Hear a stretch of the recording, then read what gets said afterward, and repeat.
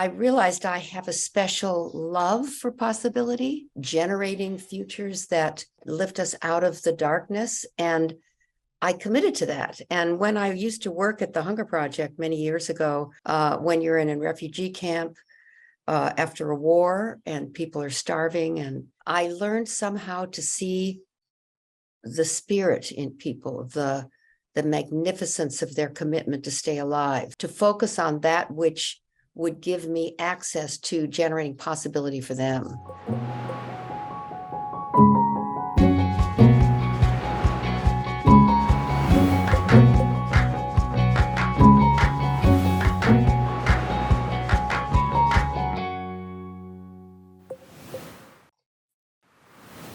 Hello, friends.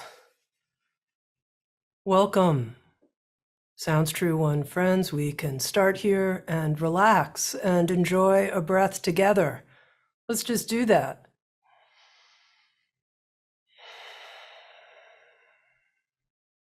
It's wonderful to be with you all and to be with someone who's one of the most grace-filled and generous people that I've had the opportunity to meet on my Sounds True journey, and that's Lynne Twist. Let me introduce you to Lynn. She is a global visionary and activist, co-founder of the Pachamama Alliance, working to preserve the Amazon rainforest and engage in community-based climate action. She's the founder of the Soul of Money Institute and the author of the best-selling book, The Soul of Money. She's been instrumental in raising tens of millions of dollars for social change projects over the last 4 decades, helping to end world hunger, alleviate poverty, and address all kinds of issues that relate to our health and the sustainability of the planet. She's the author of a new book, Living a Committed Life, Finding Freedom and Fulfillment in a Purpose Larger than Yourself. Certainly something Lynn has done, living a committed life. And it's my great pleasure now to introduce you to Lynne Twist and to have her be with us here on Insights at the Edge. Thank you, Tami. I'm so excited to be on your program and love you and love Sounds True and just love talking to you. Who doesn't? In your new book, Living a Committed Life, you write that one of your superpowers, and I'm going to emphasize one, but one of your superpowers is seeing possibility and speaking about it. And I thought to myself, I need to know more about this. I need to know more about it because often I'm someone who sees kind of like the worst case scenario. That's the first thing I see. And then I have to talk to other people and I start seeing possibility, but it's not, I don't have that. I barely have it I have it as a power, but certainly not a superpower. And I see how valuable it is and I'd like to develop it. So talk to me about how this capacity lives in you. Oh my goodness, no one's ever asked it quite that way. So you're so good. Well, I don't know if there's any formula. I think it's a little bit the way I kind of was born, because I was a very happy child. But I also have learned that possibility is vital for us to create the future we want. When people don't have possibility, when it's tamped down, when it starts to evaporate, when it starts to disappear, that generative capacity that we all have to source ourselves and create a new future is also hampered. And especially when we're having a downer, a bad day, or when we have a breakdown, which everybody has, it's part of being human. So I maybe what one way of saying it to you in answer to that question is I realized I have a special love for possibility, a special love for generating futures that lift us out of the darkness. And I committed to that. And when I used to work at the Hunger Project many years ago, people really counted on me for that, because that work was beautiful and continues to be. And it's also really, really hard. When you're in a refugee camp after a war and people are starving and very few people have food and water, and the situation is so dire. I learned somehow to see the spirit in people, the magnificence of their commitment to stay alive, the love they have for their children, to focus on that which would give me access to generating possibility for them. So in many ways, I think I developed it. I had it maybe to begin with, and then I developed it because it was necessary to get through the dark passages that that I was in when I was working on hunger and poverty. And now it's just a muscle. I think it's a muscle, just like gratitude, which I know you're really good at. The more you exercise exercise your tennis serve and practice it, the better you get. Same thing with generating possibility. Same thing with finding gratitude for like anything and everything. So it's become a muscle, and people count on me for that. That's the other thing. And when people count on you for something, you have to deliver. So in terms of how you get there, you just, when it's there, exercise it, strengthen it, and know that there's always a possibility. It's always there. Okay, so we're going to exercise this muscle together here, Lynn. You're my possibility trainer, so thank you. Seriously. And right now, during this time that we're in, I think for a lot of people, it's hard to see the possibility of this time. Mhm. We see the despair and feel the pain of this passage that we're in, hopefully a passage to something filled with possibility. How do you see this time we're in? Well, I see it as a massive breakdown in every sector of society: the economy, our health, our democracy, our political landscape, our education system, even our religious faiths are in many cases in breakdown.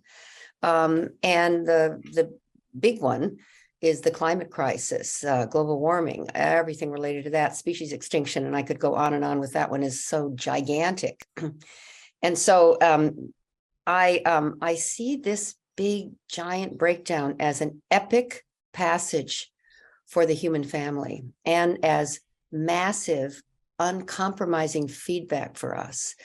If you look at it as feedback, and look at it as a message from the mother, the earth, everything comes from the earth. I mean, everything.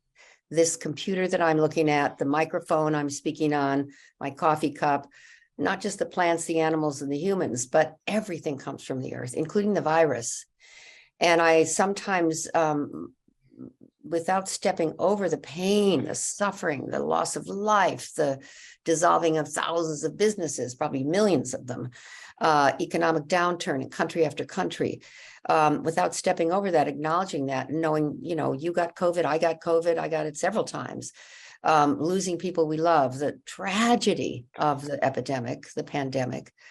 I also see the power of that disruption, and that in many circles that I'm in with Indigenous people, they see it as the response from the mother to a primordial yearning of the human species to help us disrupt the way we were living that is inconsistent with the long-term future of life. And that we couldn't disrupt or interrupt the way we were living. We were so powerful, but not powerful enough to disrupt the trajectory that we're on, that is inconsistent with our own survival and the survival of life, human life, at least on this planet. And so the mother has disrupted us, and will continue to, I hope. Funny to say that, but in a way, until we find our way to a path that is consistent with the long-term future of life. So another way of saying it, if there's a metaphor to use, which I want to suggest, I've had 3 children. Many people listening perhaps have had children or know people who have had children. And when you're pregnant and you don't know you're pregnant, and you're in what's called morning sickness, you think you're sick. You really do feel ill. You throw up in the morning sometimes. You're exhausted. Your energy is different. You want to eat strange things. You can't sleep sometimes until you go to the doctor. You think you're really sick. And then you find out, oh, you're pregnant. Oh my God. Especially for people who want to get pregnant, there's a child in me. There's a new life forming.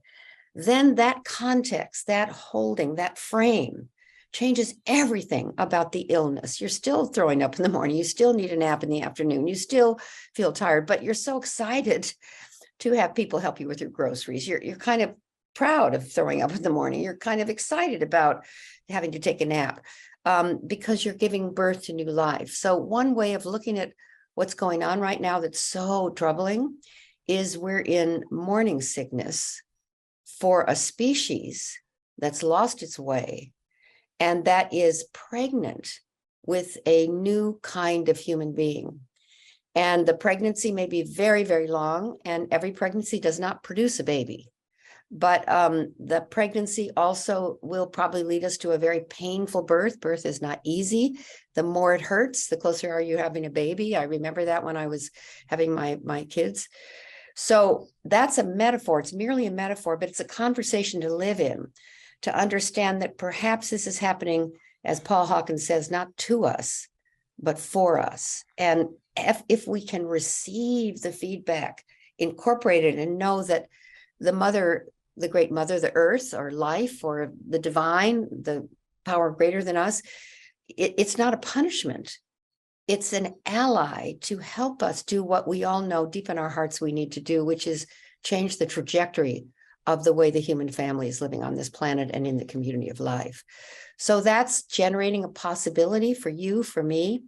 And with every single breakdown that we have on planet Earth, and the breakdowns we have in our life, which happen all the time, that's part of being human. One of the things that I like to remind us, perhaps, or name, is that I think in the seeds of every breakdown, no matter how dark, are the seeds of a breakthrough that's bigger than that breakdown. And whether that's true or false, I live that way, and so far it's been pretty darn true. So what are the seeds in this breakdown that will give us a breakthrough that's way greater than the breakdown that perhaps we've been waiting for? So that's one way to look at the mess we're in, and how to hold the light for the possibility. Now, Lynn, you use this phrase, telling a new story, and it goes right along with what you've been saying. If we tell a different story, we're pregnant, we're not just suffering with an illness, it changes everything. And you write, we don't necessarily live in the reality of the world. We live in the conversation we have about the reality of the world. And that narrative, that conversation is malleable. We can tell a new story. And it seems to me that this is part of the muscle work of being a possibilitarian, or whatever word you use for it, is telling a new story. My question to you is, how do you know this malleable story? How do you know it's like a real story and not just kind of the story you want to have happen? Or is there a difference? Or how do you see that? Well, I would say that, Tami Simon, that your work is about this. So your work is about so many things, but in one dimension, all the Sounds True podcasts that I listen to, the beautiful books, the recordings, are all about creating conversations that empower us, that nurture us, that uplift us, that tell the divine truth. I think that's why you named it Sounds True. What is the sound of truth coming through? And so I say that, I'll repeat what you said in my own way, and I know you read my words, but I don't think we really realize that we don't really live in our lives even.